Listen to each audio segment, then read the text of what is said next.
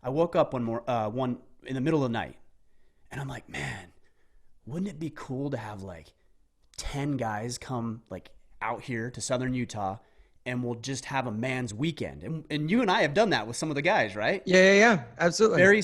Very similar concept. This was about, Except we probably had better cell phone service than than you did where you for were sure, going. for sure. So I'm like, all right, here's what so I wrote it down. I remember I had a field notes journal on the side of my bed. I wrote it down. I went back to sleep. The next morning I woke up, I was still all hopped up on it. And I started doing some research in cabins in the mountains of Southern Utah. I found one, called the guy. I'm like, here's the dates I'm thinking. Let's do it. And he's like, okay, here's the deposit. So I made a sizable deposit that I had no business making at that point. Made the deposit. And this must have been like a Friday, because I remember waking up on Monday morning and like, what the hell did you do?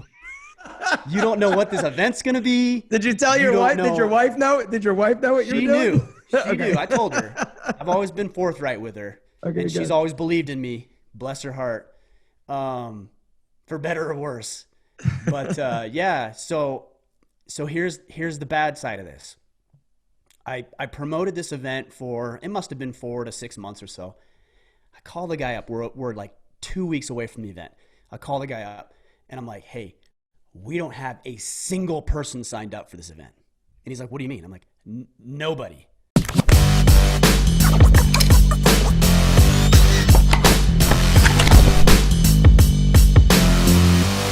Gentlemen, welcome back to the Alpha M podcast. Today, I am so excited to have Ryan Michler here. Ryan and I go back to 2015 when I met Ryan at the first official Atlanta Menfluential Conference. And this was actually prior to you doing what you're doing now.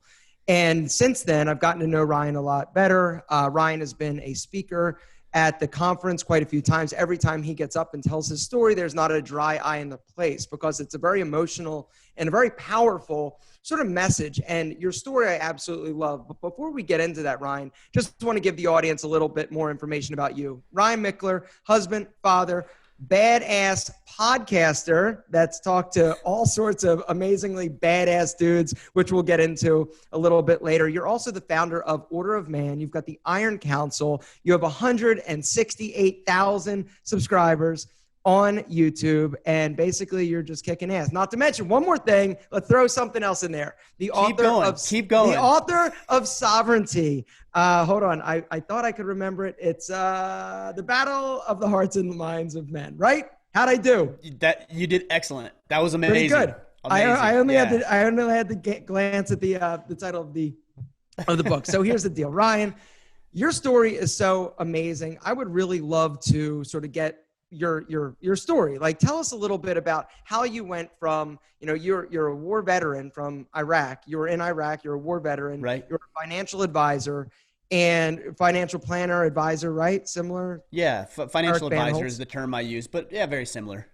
And then you sort of had an epiphany, or I should say like a life adjustment, where everything kind of changed for you. And so tell everybody a little bit about your story. Yeah. So, I mean, I'll fast forward and talk about the financial planning stuff, because I was fairly new in our marriage. My wife and I got married 6 months into it. I left for Iraq, came back. We struggled to figure things out and get back together. And then we kind of got back into life, and we had a kid, and I was trying to grow my business, which was the financial planning practice at the time. And man, I was just struggling. Like, I was floundering, trying to figure out, how do I grow a business? How do I lead my wife? I've got a 1-year-old kid now. How do I be a dad? I didn't have any of that when I was growing up. So it was, that's where I realized there was a lot lacking in my childhood from a masculinity perspective and a father figure perspective. My wife and I, we actually ended up at that time going through a separation, which was very, very difficult for me. And I had a lot of animosity towards her initially. Like, how could she do this? Why would she do this to me? Why was she being disloyal? Why didn't she appreciate what I was doing for the family? And I had to mature like pretty quickly in that time, because I didn't want the relationship to be over. So I remember the road I was on. I came to this conclusion that, you know what, right? Like, maybe you actually have a part to play in the demise of your relationship. And I started to take a lot of responsibility for it. And I'm not going to say she didn't have things that she needed to work on. She did, and she would tell you that. But I just started working on myself. You know, I started surrounding myself with better people. I brought some mentors on in my financial planning practice that was struggling at the time. And through those efforts, I just started feeling better. I don't know how to describe it other than I just started feeling better about who I was.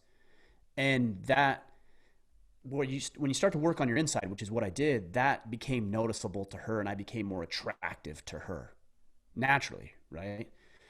I not only did I become more attractive to her, but more attractive to even clients. You know, they could see it, they could feel it. So it's palpable when a man improves himself. And long story short, we ended up salvaging our marriage, which was great. She moved home, had my son back with me. We've been married 16 years now at this point. This was about, man, time flies. It does, man. 11 years? Yeah, 11 years ago is when we went through our separation.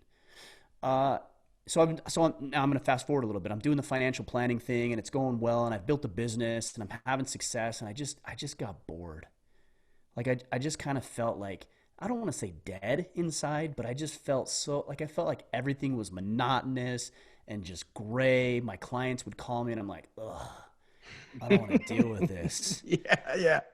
We've all been there, I think, to some degree. And I'm like, I got to do something different. And I had started a podcast for my financial planning practice, and I realized very quickly I love the medium of podcasting, but I didn't want to continue to have that conversation. So I had seen what you guys, you and Tanner Guzzi and Eric Bandholtz and Antonio, all these guys, right? Brett McKay. And I'm like, man, this is exciting. Like, these guys are using this new digital medium, and they're sharing stuff that's important and valuable to them. I think I have something to share. And that's actually when I came out to Menfluential. Yeah. And it was right. I think it was maybe like a week or two after I had launched. Wow. And I actually attribute a lot of our early success to you and the guys who supported me at that event. Yeah, you know, it's funny because it was very, very interesting, and it was amazing to watch your evolution from the first time you came in 2015 to where you ended up. Like the next year you were there speaking to the audience, and it was hands down, everybody really just would come up to us and say, hey, you got to get Ryan back. That was amazing. His speech was, incredible. It was impactful. It was powerful.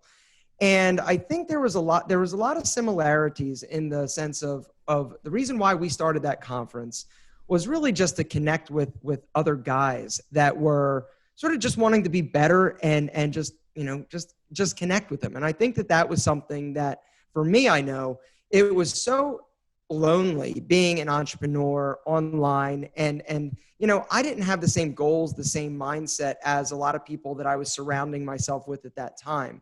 And so when we ended up coming and meeting all these amazing people, it was like all of a sudden, like, it's like I could see clear, everything like smelled better, and I could taste things more clearly just because I was around people that got it. And I developed, amazing friendships and relationships. And so to see you sort of go from, just starting to what you've built and what you've become in this industry is just amazing, because a lot of people talk a lot of shit, right? A lot of people will be like, I'm going to do this. I'm going to do this. I'm going to do this. I'm going to do. You actually did it. And you didn't just do it. You did it really well. And you basically threw it all out there. I think if I were to sum up Order of Man, because Order of Man is a community that you've built, more than just a podcast, more than a website, it's a community. What would you say is to me, when I look at your community and what you're doing, it's about accountability.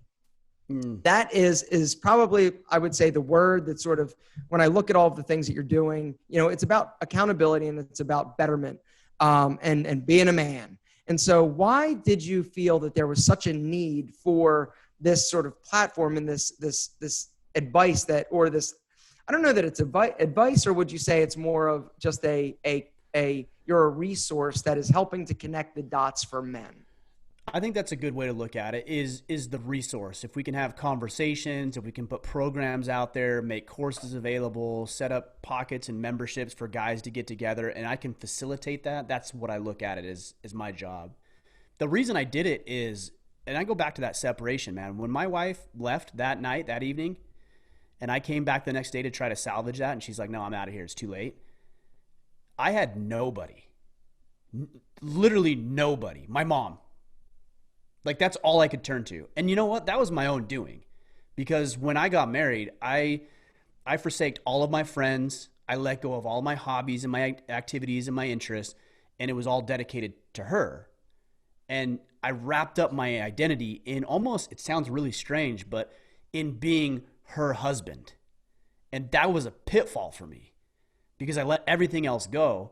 And so, man, I was lonely. Like you said, I was lonely. Like, I had these things I was dealing with. My wife's gone, my kid's gone. I don't have anybody to turn to.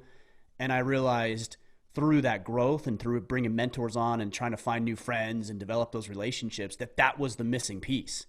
Because these were guys who were going to hold me accountable. They were going to hold me to task. They were going to tell me the things that needed to be said, even though I didn't probably want to hear them at that point. And as I started talking about this, I realized a lot of the guys that I was talking with were experiencing or had experienced very similar things.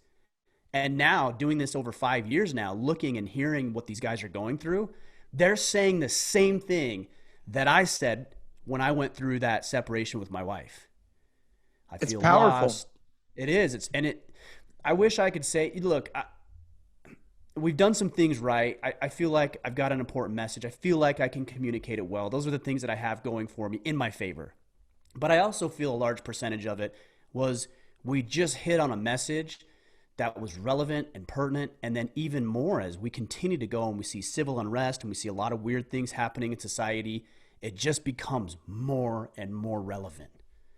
So a lot of it was just good timing. You know? What do you think the current state of affairs are or is for men in the time in which we live? Do you think we're searching? Do you think that a lot of men are lost? What is your analysis of the current state of masculinity? Yeah, I think you said it perfectly. A lot of men are lost. And a big part of this is because, honestly, it takes a man to make a man. There's Explain no that a little bit to the audience. What do you mean?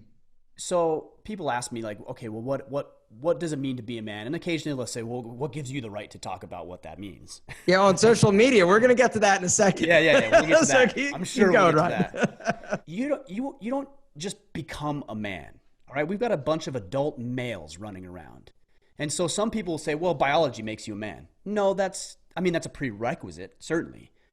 But it isn't the only thing, because I look at my 3 boys. I've got 3 boys. I've got a little girl as well. Well, I look at my sons.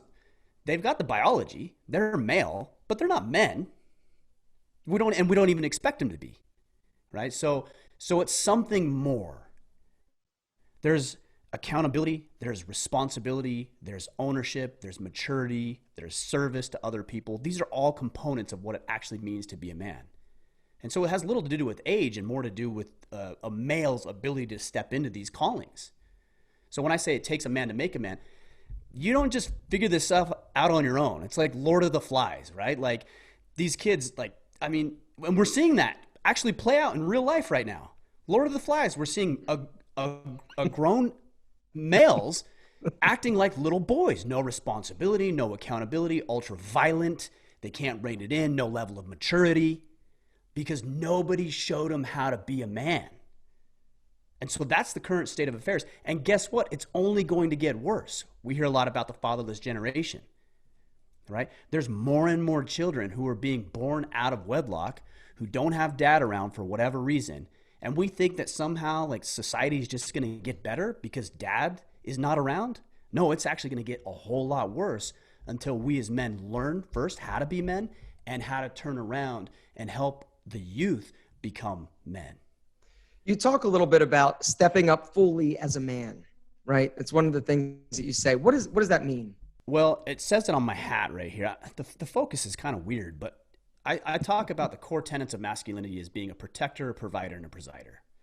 So your ability to protect yourself, your loved ones, and those who are incapable of protecting themselves, to provide not only for you, but to become a producer in society, which means that you produce more than you consume. So not only can I take care of myself, now I've become valuable enough where I can now take care of my wife and my children and my community members, and I can donate to charity, and I've got enough value to grow a business, and that will serve thousands, if not hundreds of thousands of people. And then the last tenet is to preside, which is synonymous with leadership. Stepping into that leadership role, embracing it fully, doing it with a servant attitude, wanting to provide value and serve other people, and then developing the skill sets to be able to do it effectively. So talk a little bit about your business, Ryan, because that's something that fascinates me. I'm an entrepreneur at my core. And to see what you have built through sort of this idea of, helping other men sort of reclaim their identity. And talk a little bit about the structure of your business, because you've got multiple factors and facets. And so part of the podcast is about, helping entrepreneurs that are on their journey, right? Your journey started, before I met you, but where it has gotten in 5 years is dramatic. The fact that your podcast is one of the top podcasts, you're talking to people that, I am, and let me just ask you this real quick. Your podcast, right? You've talked to, the who's who of dudes out there, right? Just amazing men. Did you ever get nervous talking to any of them? Were you ever like a little bit starstruck, or because a lot of these guys you've seen, you've heard, for years, read their books, who has been the most like kind of nerve-wracking interview that you've done? There's three that stand out to me. So Jocko, the first time I ever sat down with Jocko. Yep. He's not only that, he at the time, he's much better now. At the time, he was one of the most difficult people to interview, because I would ask him a question and I'm like, hey, so like if somebody's trying to figure out their life, what should they do? He's like, you just do it.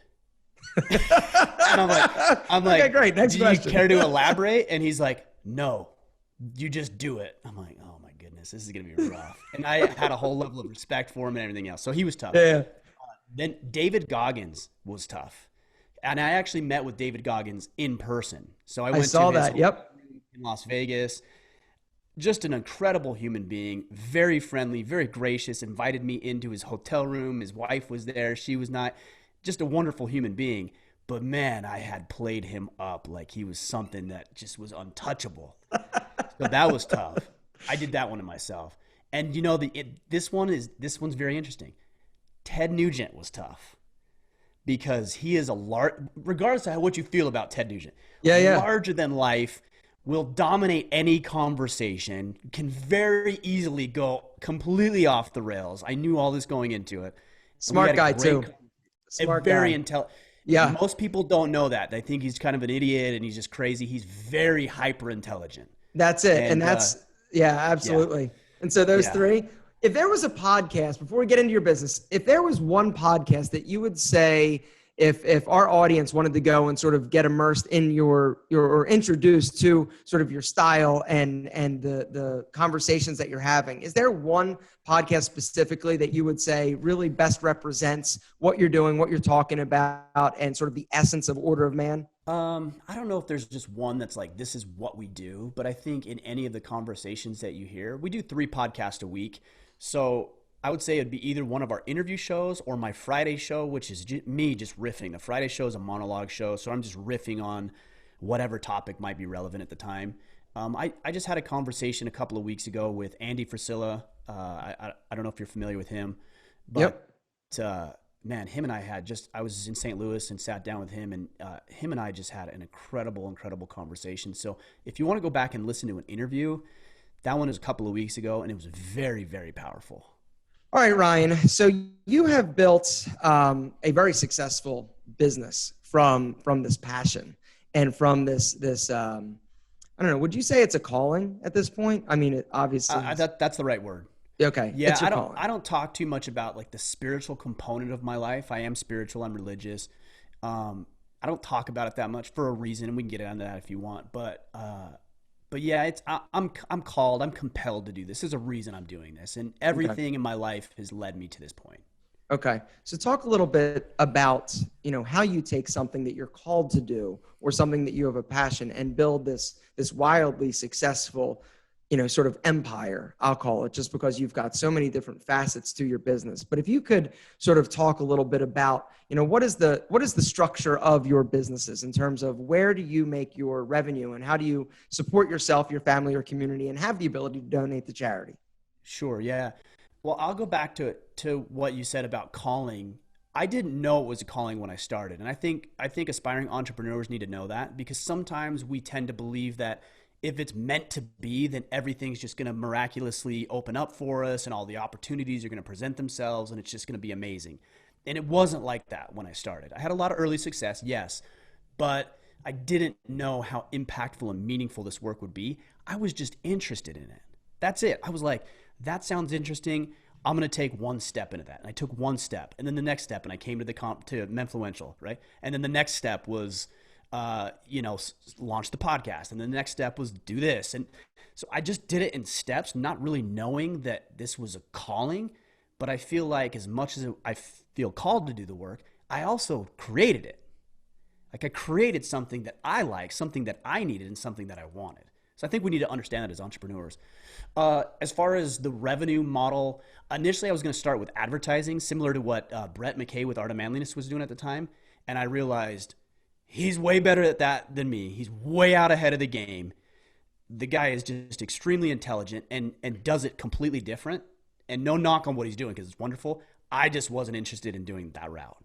No, and plus you need in order to make money at that, you need just insane views and page views. And I mean, you need to have an established brand. And Brett was, the Art of Manliness is one of the, he was the first, honestly, in terms of that doubt. Realm. And so he, had, and that's how Antonio got started, was writing for Brett. And, that's right. And Brett's a really, really interesting guy. But go on. So that wasn't your strategy. That wasn't where you were going to take it. So, I was listening to a podcast. I want to say it was, Pat Flynn's podcast, and he had a guest on. And the guy was saying, you should really consider doing a course. I'm like, okay, a course. Like, what would that even look like? We'd been going for maybe 7 or 8 months at that point, 1,000 people or so in our Facebook group, something like that. And my wife came to me one day and she's like, hey, I really appreciate that you're doing this Order of Man thing. You seem happy and excited about it, but it's actually detracting from your work, your job, and it's impacting household income, which was totally true. And at this point, like, you were still doing the financial planning. Okay. Yeah. So she said to me, she's like, you probably ought to figure out a way to make money, like if you want it to be a business, or scale back and it's just a hobby. I'm like, if anything, I'm doubling down on this thing. So I listened to this podcast, and the guy who was on said, start a course. So I put together, that's not the right word. I sold a 12-week course without having anything put together. So I went to my Facebook guys. There's 1,000 people. Hey guys, buy it now and I'll figure this out, right? I'll figure it out. Of course, I didn't say that, right? I said, okay, I'm going to do this. Here's like a rough idea of what it's going to be. It was like $100 for 90 days. I'm going to have 12 of you in this thing. And I just stayed out ahead of it 1 week at a time, just kind of flying by the seat of my pants. And overnight, 12 guys signed up. In fact, our very first member, Mark Gablowski. You know Mark, don't you? Yep. I do. Mark is our very member number one. And he sent me an email. This was probably last year. He sent me an email and he was like, hey, here's the email that you sent me when I signed up for the Iron Council. And it was like, hey, you're the second person. It was just me. And now there's 2 of us. And it was really cool that he sent me that email. That is awesome. But you also realized, man, I didn't charge enough if I filled up that quick. But I didn't know. I'm like, how would you know, right? How much did you charge when you started that?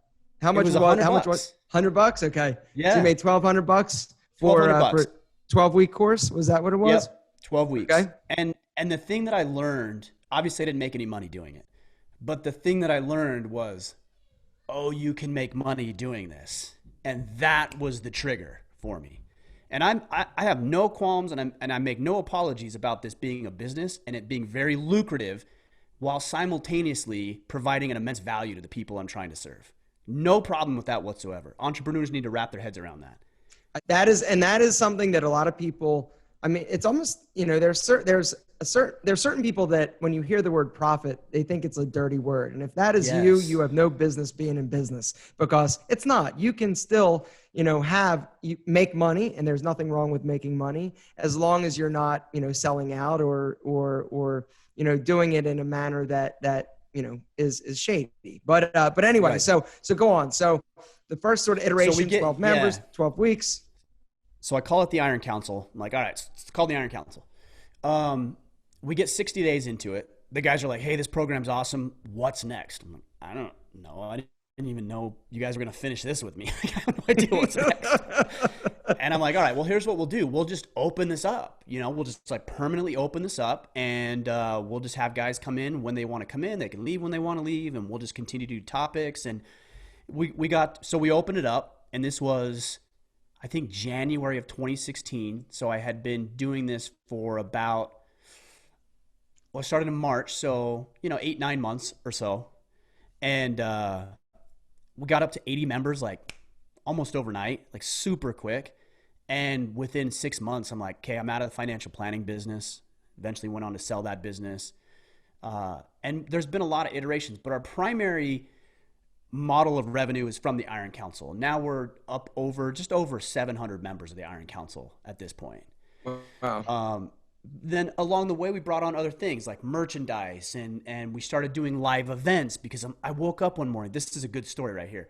I woke up one in the middle of the night, and I'm like, man, wouldn't it be cool to have like 10 guys come like out here to Southern Utah, and we'll just have a man's weekend. And you and I have done that with some of the guys, right? Yeah. Absolutely. Very, very similar concept. This was about. Except we probably had better cell phone service than than you did where you for were sure, going. for sure.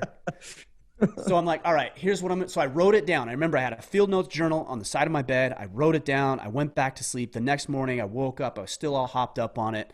And I started doing some research in cabins in the mountains of Southern Utah. I found one, called the guy. I'm like, here's the dates I'm thinking. Let's do it. And he's like, okay, here's the deposit. So I made a sizable deposit that I had no business making at that point. Made the deposit. And this must have been like a Friday, because I remember waking up on Monday morning and like, what the hell did you do? You don't know what this event's going to be. Did you tell your wife? Did your wife know? Did your wife know what you were doing? She knew. I told her. I've always been forthright with her. Okay, and she's always believed in me. Bless her heart. For better or worse. But yeah, so here's the bad side of this. I promoted this event for, it must have been 4 to 6 months or so. I call the guy up. We're like 2 weeks away from the event. I call the guy up and I'm like, hey, we don't have a single person signed up for this event. And he's like, what do you mean? I'm like, nobody, not one registrant. And he's like, oh man. He's like, that sucks. You're not going to get your deposit back though. And I'm like, all right, hold up. Will you work with me? So this guy had just bought this cabin. It's kind of like a compound. He just bought it. Yeah. He's trying to build it up. And I said, will you work with me? What if I just bump this out 3 or 4 months, keep my deposit, but just apply it to whatever I do in 3 to 4 months? He's like, that's fine. It's the season in 3 to 4 months. So it'll be a little bit more expensive, but I'll take your deposit and I'll apply it. I went back to the drawing board, figured out actually what I wanted to do, learned how to market it. And we had 20 guys attend that event, our second try. We call ourselves the Terrible 20. Still to this day, I'm in contact with most of them today. And that was the launch of our events. Now we have 3 different events that we run: father-son events, large events, small, those type uprising events like that first one. And we just how many events a year are you doing now? Live events? 2 to 3. We just moved here to Maine, so it's changed. Well, that's the next question, Ryan. So you went from Southern Utah and you basically packed the entire family up and moved cross country to Maine.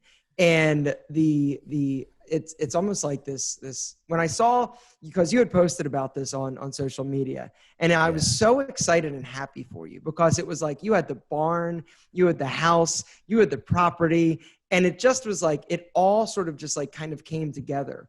And so talk a little bit about why you decided to move the family to Maine. Was it for that specific property? Were you just tired of Utah? How did this happen? My wife and I had for years been talking about just an adventure, and we were in the position where we had the means and the mobility to be able to do it. And we thought to ourselves, there's no better time than now. The longer we wait, our kids are going to be more ingrained in school and sports and girlfriends and boyfriends and everything else. And we thought, if we're going to do it, now's the time to do it. I came out here. This was December. I can't even remember the dates, but it was a couple years ago. I think it was 2 years ago. I came out, fell in love with it. My wife and I came back out, or another friend invited us back out here. We came back out in the dead of winter, and she got a real estate agent. I'm like, what are you doing? She's like, well, we can look. I'm like, yeah, I guess that's true. So we spent 3 days looking at, a dozen or so different places, and we drove down the road and we saw this house that we ended up purchasing. And she's like, I want that house. I'm like, do you want to go look at it? And she's like, oh yeah, probably we ought to go look at it. So we went in and we just immediately fell in love with it. We put an offer in on it that day. This was the second time I'd ever been to Maine, the first time she'd ever been to Maine. And I've always believed in myself. I mean, that's what it comes down to. And we thought to ourselves, worst case scenario, we come out here, we have 2 cold, miserable, lonely years, but we do it together as a family, and then we move home. But best case scenario, we actually don't know. We don't know what it's going to present. And so we came out here and we've done a little bit of remodeling in the house. The house was in great condition. We've got 50 acres. We've got the barn. I'm like, this is the perfect property to run events. I don't have to put deposits on anybody else's place. It's all right here. I keep them here. We're housed here. We run the events off the property.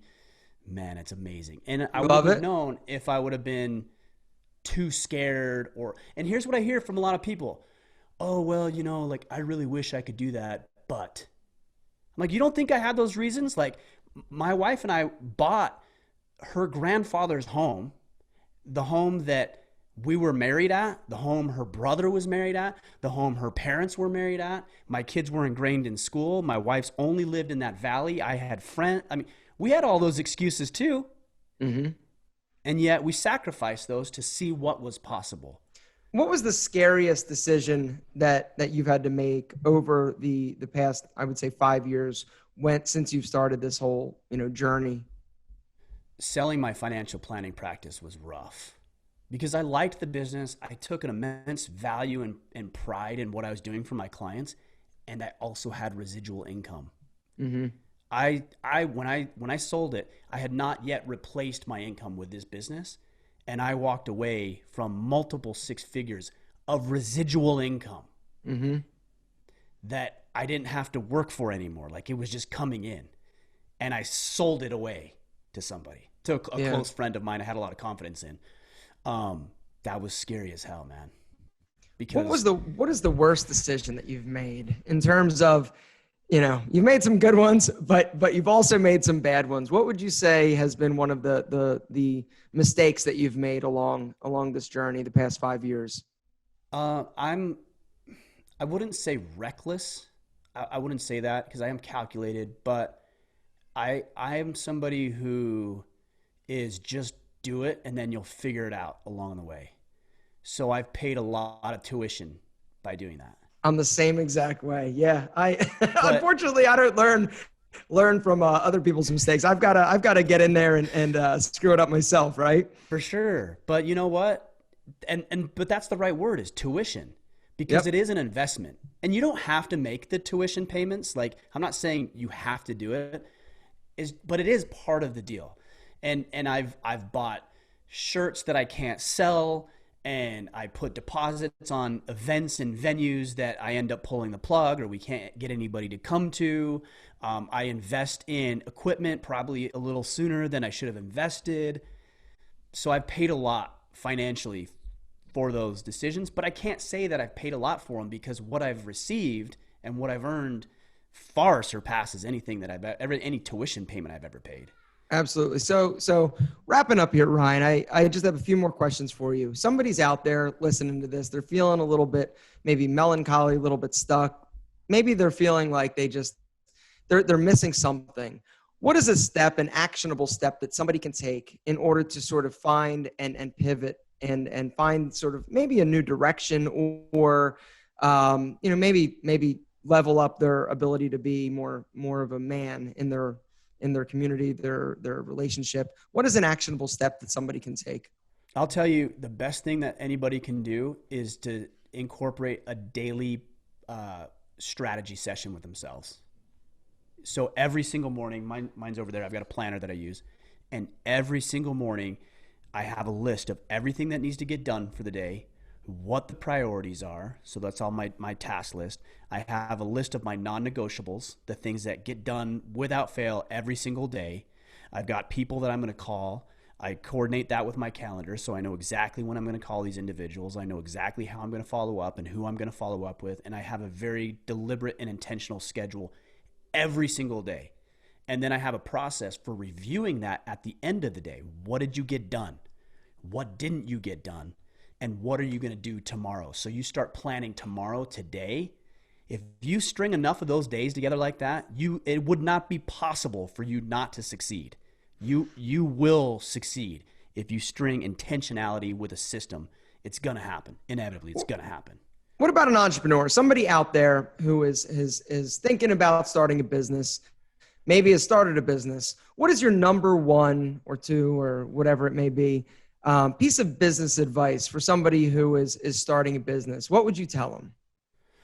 The first thing I would say, well, I'll tell you with a quick little story. I sat down with a friend of mine years ago as I was considering starting Order of Man. And I told him, I said, I'm going to do this podcast and I'm not going to make a decision about whether to continue or to throw in the towel for 2 years. I'm not making any decisions. I mean, I'm going to pivot and grow and evolve and learn, but I'm not deciding if this is a thing or if this is not a thing for at least 2 years. I've done it's probably upwards of 500 podcasts at this point. We started with 1 show a week, then we went to 2 shows a week. Now we're at 3 shows a week, and I have not missed a single podcast episode, not one, in 5.5 years. Barring my death, it will continue to go that way. The reason I bring that up is because with all of my shortcomings and inadequacies and all the things I've needed to learn, if there's one thing I've done very, very well, it's hyper consistency. I think you would attest to that too when it comes to 100%. YouTube and everything. Man, and I go back to my first podcast or my very first YouTube video, and I'm like, oh my gosh, like, what are you doing? But I love it, and it's still up there because I earned it, right? Yep. And you get better by just doing it. You just do it enough, and people will say, "Oh, you're Ryan," and you get this, I'm sure, with your personality and the way you communicate. "Oh, you're so good at this. You're such a natural." Go back and watch. It's exactly. It's a muscle. You gotta build it. You gotta work at it, right? Yes. And my thought has been, man, if people compliment me with that, I accept that. I embrace that compliment. I accept it. And at the same time, I think, yeah, I've also earned a lot of it. There's one more thing I just want to ask you before we wrap up, and it was about social media.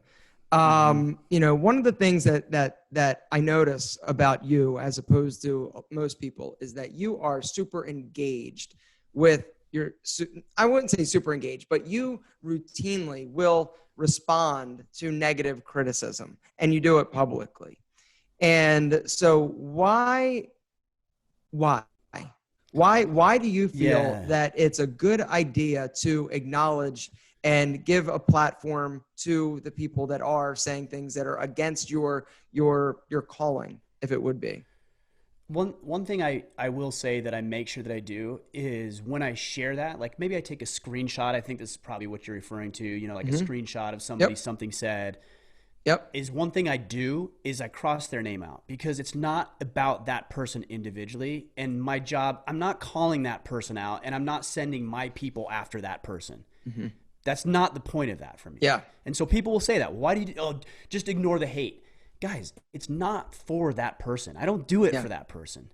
I do it for everybody else who's ever heard some asshole tell them that they're not good enough or they're stupid or that's a dumb idea. It's not about the hater. I don't even like that term, but I'm using that because people know what that is. Sure. It's about everybody else who has dealt with it and not been either bold enough or confident enough to continue in their course of action. And when they see me or anybody else who stands firm in the face of ridicule or mockery or whatever it might be, I hope that it inspires them enough to stay their course, and they will continue to drive on in spite of getting negative and hateful comments, those type of things. So it's for the people who would see it, not for the person I'm responding to. I love that. I love that so much. Ryan, where can people find you? The podcast is a great place. You're listening to a podcast. So we've got the Order of Man podcast, and then we've got a course available. It's a free email course. You can check that out at orderofman.com/battle ready. And then Instagram at Ryan Michler. Those are the 3 places. Ryan, this has been a lot of fun. Thank you so much for taking the time. I know you're a busy man, and congratulations on what you've done. I've met a lot of people over the course of the time that I've been doing this, and I honestly, you are probably number 1 or number 2 in terms of just somebody who has taken an idea and just to watch it just grow and blossom and sort of explode. It's just a real testament to you, your mission, and the fact that you work fucking hard. And quite frankly, it's amazing to watch, and I continue to be excited for you and where you're going to take it next. So congratulations and well done, because it's not easy. it's fun, definitely not easy. It's not exactly. I'll say one thing too, and I meant to start out with this, but I got to tell you, man, I really, really appreciate your support when I started, because there wasn't any reason for you to support me. There wasn't any reason for you to believe I'd do what we've been able to do. And yet you were so gracious in supporting me and sharing what we were doing with your audience. That was a risk for you, because you didn't know me. You didn't know what I was all about. You didn't know if I'd stick around or what information I'd put out there. And so that level of value and giving, I'd say generosity, that level of generosity that you had has always been on my mind. And I really, really appreciate what you did for me. Absolutely. Ryan, thank you so much, brother. Thanks, brother. Later.